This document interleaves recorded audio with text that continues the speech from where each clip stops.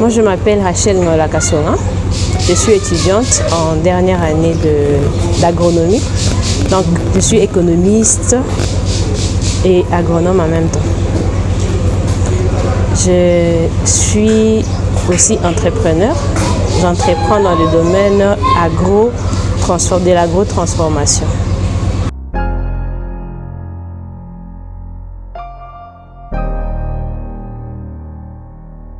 Déjà, avant de me lancer, j'étais quand même engagée quelque part. Je crois que j'ai fini les humanités en 2017-2018 et j'ai commencé à travailler. Je vendais des histoires à la maison, chez moi à la maison. Et puis en 2020, quand j'étais en jeu 2,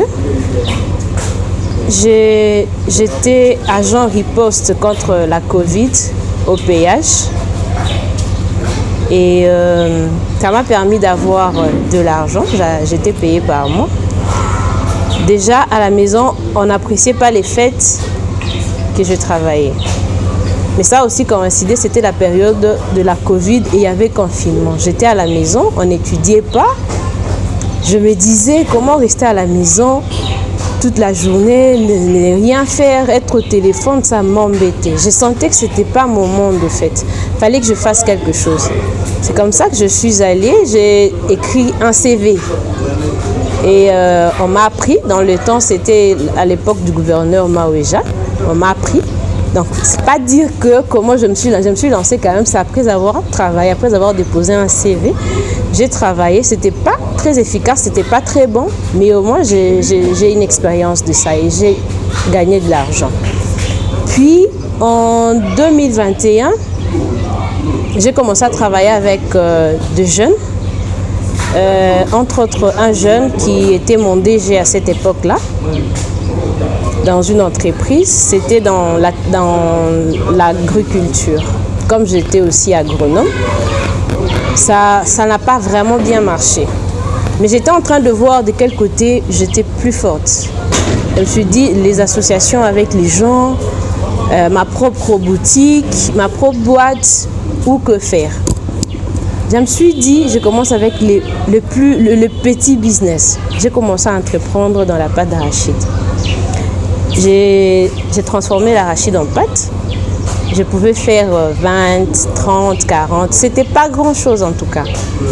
Mais puis après, bon, beaucoup de gens ne m'encourageaient pas. Non, tu n'as pas encore fini tes études. Pourquoi tu es pressé? Tu finiras tes études, puis tu auras le temps de faire tout ça. Je me dis, mais quand je finirai ces études-là, j'aurai quelle précision dans ma tête? Il faudra que je m'habitue à faire quelque chose. Au moins, à long terme, je saurai que je suis apte, plus forte dans ce domaine. Je peux me lancer après mes études. Pas finir les études et prendre maintenant 5 ou 10 ans pour tenter ou voir quel domaine me va le mieux. Donc, je n'ai pas voulu attendre. Je me suis lancée dans la pâtisserie. Et aujourd'hui, je ne suis plus seule. Je suis avec un jeune monsieur de la ville qui travaille aussi avec moi, monsieur Franck Mbouyi. Je travaille avec lui. Et aujourd'hui, on a la capacité de faire par mois 500, 600 boîtes de pâte d'arachide. C'est un avantage. Moi, je me sens à l'aise quand je le fais parce que au moins, je ne dépends pas. Je ne dépends pas financièrement de quelque part ou de quelqu'un. Je ne sais pas, à la fin du mois, je n'attends pas qu'on me paye ou si on ne me paye pas, j'en fais un problème. Dans l'entrepreneuriat, on peut gagner, on peut perdre. Moi, je ne dis pas qu'un entrepreneur, ce n'est que celui-là qui gagne ou celui qui va de succès en succès. On a eu des échecs, on a avancé, voilà.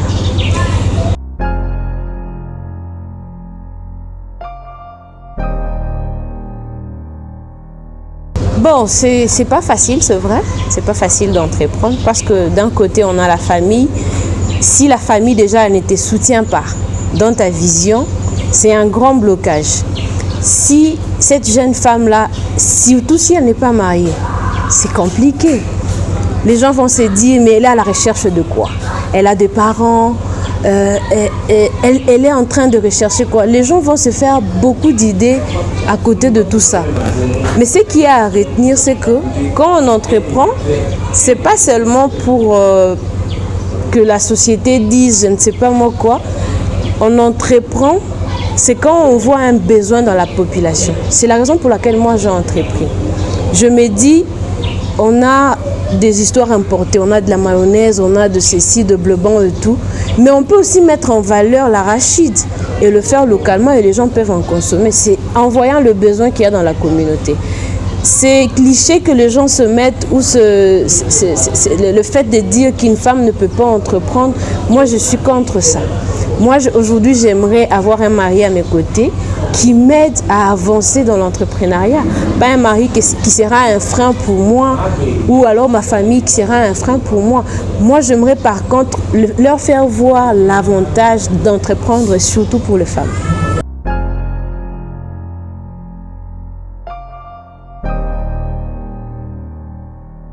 Solution au chômage d'un côté oui. Parce que aujourd'hui nous sommes à 500 pâtes d'arachide. C'est encore manuel. On le fait encore manuellement. Mais avec le temps, on estime qu'on aura une industrie qui va évoluer avec les machines. Mais en attendant que ces machines n'arrivent, on va engager. On ne va pas engager toute la population kassaïenne, mais il y aura on aura quand même à engager de jeunes femmes ou de jeunes hommes qui vont pouvoir nous aider. C'est pas totalement... Si on entreprend pour résoudre le problème du chômage, je ne pense pas que cela va réussir. Je ne pense pas que c'est... Quand on entreprend, si on sent que c'est une passion pour nous, on sent que c'est une passion, je me dis, moi je voudrais entreprendre, je voudrais ne plus dépendre de ces organisations-là ou de je ne sais quoi. Je voudrais dépendre des activités que je fais. Aujourd'hui, je ne suis que dans la pâte d'arachide. Mais demain, je pourrais vous présenter un autre produit. Donc, je pourrais répondre. C'est aussi, en quelque sorte, on répond au chômage, mais pas totalement. Parce que je ne vais pas engager 10 000 personnes du coup. C'est aussi possible, mais ça ne sera pas du coup. Ça sera progressivement. On n'entreprend pas surtout pour résoudre le chômage. Je ne pense pas.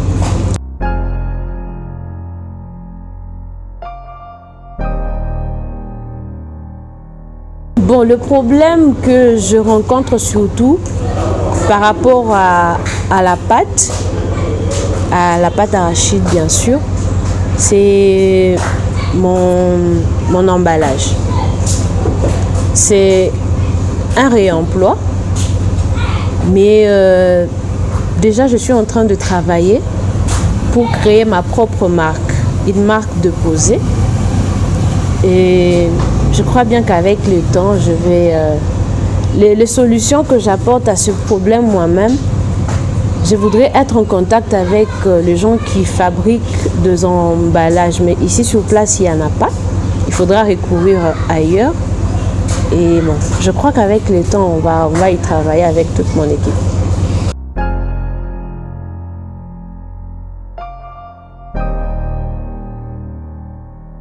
À ces jeunes femmes ou à ces jeunes filles, déjà Facebook n'est pas mauvais. Facebook n'est pas mauvais, mais on peut l'utiliser pour d'autres fins. Moi, j'entreprends. Mais il y a cette jeune fille-là qui a la capacité de bien parler. Elle peut me faire un bon marketing digital. Mais elle pourrait le faire via son Facebook. On n'a pas dit que Facebook n'est là que pour exhiber nos tendances, notre beauté ou je ne sais pas moi quoi. Facebook est là aussi pour aider ces jeunes filles. On entreprend aussi dans le marketing.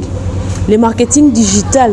Supposons qu'on a une femme qui fait le site, elle s'est dit, moi je vais juste aller travailler à la chaîne de télé comme AirTop ou je ne sais pas, Top Congo et tout. Mais dites-moi, si toutes les filles sont engagées chez Top Congo, qui vont nous aider à nous pour faire notre marketing digital? Je demande à nos jeunes sœurs, à nos jeunes filles de ne pas s'endormir, de ne pas rester en distraction, de chercher quoi faire. On a des grands potentiels en nous. On a découvert qu'ici au Kasaï oriental, se cache un grand talent dans les jeunes filles. Moi, je regroupe de jeunes filles, mais quand elles vous parlent, quand elles vous font part de leurs projets, vous avez affaire à des grandes dames. Mais seulement, qui ne savent pas le faire parce qu'ils ont un frein. Elles passent tout leur temps à surfer du matin au soir. Mais utilisons ce même Facebook pour faire autre chose. Donc, ne restons pas dans la distraction. Jeunes femmes, on peut faire plus mieux, on peut faire beaucoup mieux. Il y a le gouvernement qui a été remanié.